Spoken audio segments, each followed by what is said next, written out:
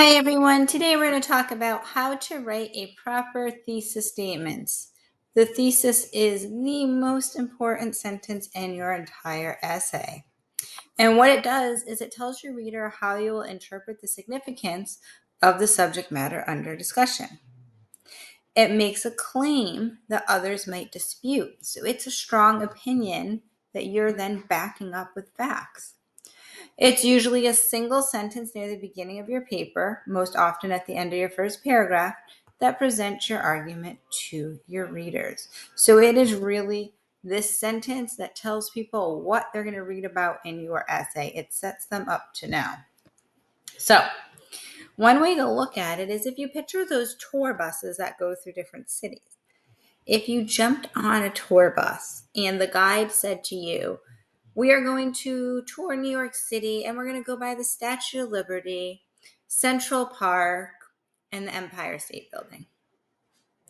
You'd be pretty bummed out if you missed out on the Statue of Liberty because you were expecting to go there.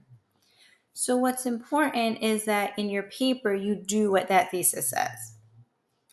Also, if you were planning to see those three things, yet your tour took you to 20 other sites, it might be an added bonus, but it also might be a lot more than was expected. You want your paper to be connected to your thesis. Basically, in one sentence, a writer tells the readers where they're going and why. That is a thesis. So here are two really basic thesis statements that work about the city of Austin. The positive one says Austin rocks. Families and singles should move to Austin because of the outstanding University of Texas, beautiful Lady Bird Lake, and delicious Mexican food. So you're giving your viewer your opinion. People should move there. And you're also telling why, which sets up the paper. You're expecting to read about this amazing University of Texas, the beautiful Lady Bird Lake, and the great Mexican food. On the flip side, you might say Austin stinks. And your thesis might state, it is surprising that anyone ever chooses to live in Austin because of its terrible traffic, dying malls, and high summer temperatures. So now you've given a negative opinion about the city and you've backed it up with reasonings that would be in the body paragraphs of your essay. If you're fighting that Austin is amazing, you don't want to put in, however, it's so hot, it's awful. You can make a counterclaim and discuss about the heat in the summer and how it's manageable because so many indoor places have air conditioning and you can go out at night and there's great water parks to visit to stay cool. You can do a counterclaim, but don't agree with the other side. Your point is to prove it's amazing if that's your thesis.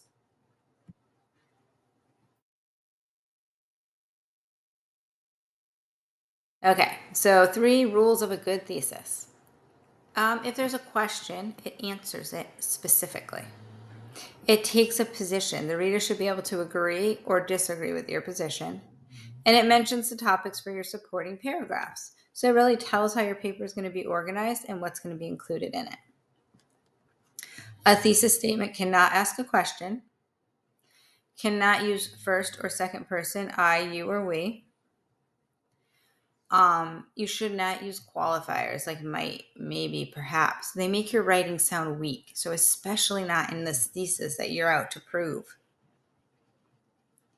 And on the flip side, you can't say everything, all, none, always, or never because that's way too hard to prove. It's never, never. And it's also never, always. To be verbs, am, are, is, was, were, be, being, been, they aren't descriptive enough. So better words are called relative qualifiers, which show real-world variation. Often, primarily, frequently, too often, regularly, some, many, most. Those are very easy to prove. So here's a good slide of recommended words and words you want to kind of stay away from in your thesis statement, not your paper overall. Although typically an academic essay will not have first person and usually might and maybe and I believe and I think will weaken any type of writing you do. All right, so these are some examples that you could practice writing thesis statements with these questions. We will go past that for today.